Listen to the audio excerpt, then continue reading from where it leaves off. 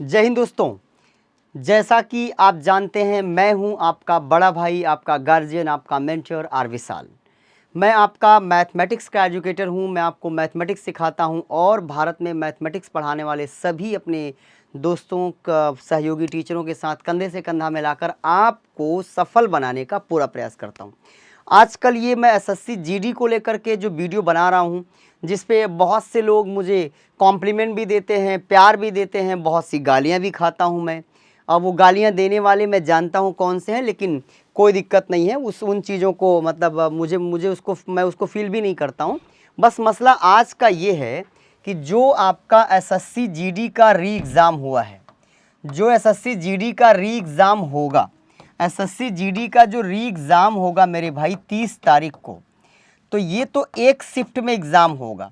जहाँ तक एसएससी का कि मतलब कि ये देखा जाए कि एसएससी एक दिन में कितने स्टूडेंट्स का एग्ज़ाम एक शिफ्ट में ले सकती है, तो 70,000 टू 1 लाख का इनका अपना टीसीएस का मतलब कि व्यवस्था थी कि एक दिन में इतने लड़कों का एग्ज़ाम ये करा सकते हैं। अभी आपने देखा कि 18,000 समथिंग स्टूडेंट्स हैं जिनका री एग्ज़ाम होना है, मतलब एक शिफ्ट पूरा जा रहा है। तो अब ये बहुत से बच्चों का प्रश्न है, हमारे बच्चों का प्रश्न है, जो हमसे नहीं जुड़े उनके मन में भी प्रश्न है, जिनका री एग्ज़ाम हो रहा है उनके भी दिमाग में सवाल है, और जिनका नहीं हो रहा है उनके दिमाग में भी ये सवाल है कि क्या इस री एग्ज़ाम की वजह से जो नॉर्मलाइजेशन का पेच है, जो नॉर्मलाइजेशन का झोल है, कहीं ऐसा तो नहीं कि किसी को फ़ायदा हो जाए, किसी को घाटा हो जाए। जैसा आप जानते हैं कि अगर कोई एग्ज़ाम 30 दिन में कंप्लीट होता है, 30 दिन में कंप्लीट होता है, तो डे फर्स्ट जिसका एग्ज़ाम था, फर्स्ट डे और लास्ट डे, इस बात पर इसका असर पड़ता है कि जिसका पहले दिन एग्ज़ाम था, जिसका अंतिम दिन एग्ज़ाम था, नॉर्मलाइजेशन का फ़र्क इन दोनों स्टूडेंट पे पड़ता है।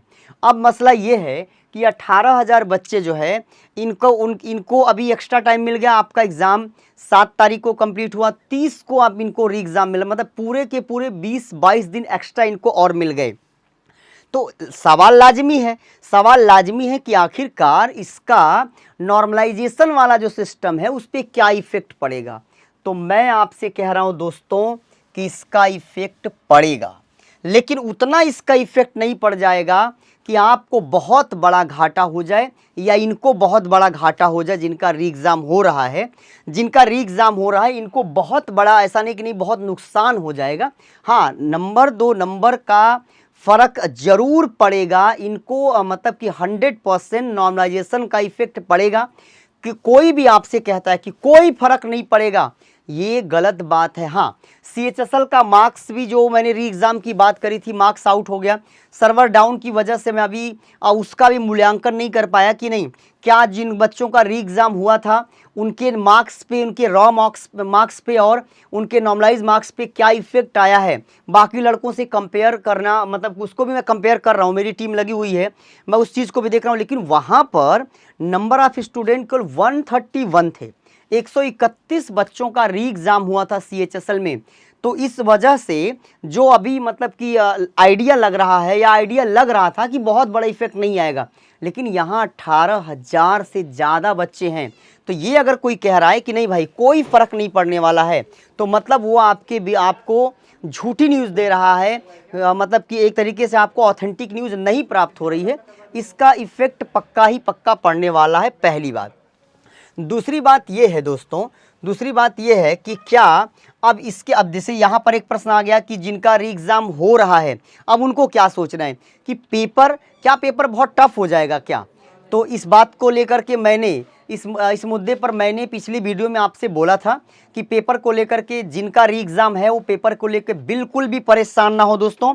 पेपर एकदम हूबहू वैसा आएगा जिस शिफ्ट में आपने एग्ज़ाम दिया था, एकदम उसी शिफ्ट का वही पेपर, डिजिट चेंज करके आएगा। नोट कर लीजिए, आज ये बात आपके बीच जा रही है, 1 हफ्ते बाद आपको पेपर देना है। पेपर में बैठ के आप मुझे याद करिएगा, चाहे मेरा नाम लेके मुस्करा लीजिएगा और चाहे फिर वही कर्स कर दीजिएगा, लेकिन जो क्वेश्चन आपके एग्जाम में आया हुआ था हूबहू वही क्वेश्चन आ रहा है, बस रमेश का नाम वहां पे पप्पू रहेगा।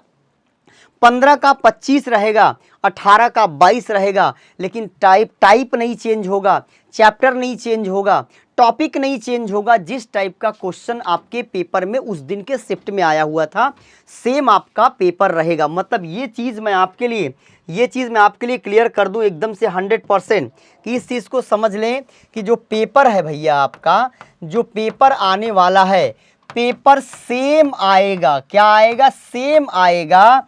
बस केवल इसमें ज़्यादा से ज़्यादा डिजिटल चेंज होगा। मैथमेटिक्स में क्या होगा? डिजिटल चेंज होगा मैथमेटिक्स में।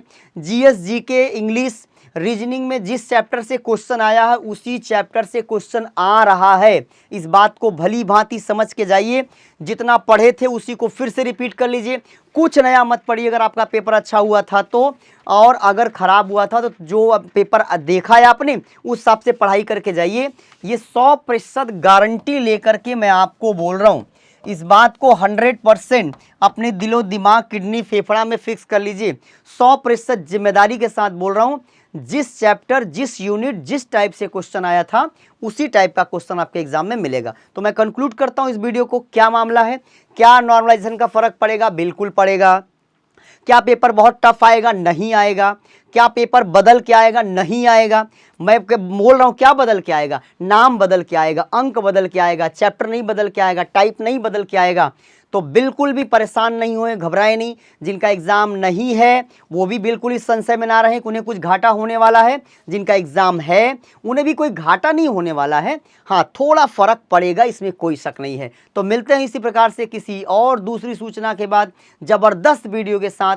आपका दिन शुभ हो। आप जहाँ पर भी हो अपना और अपनों का ख्याल रख रहे हों। जय हिंद दोस्तों।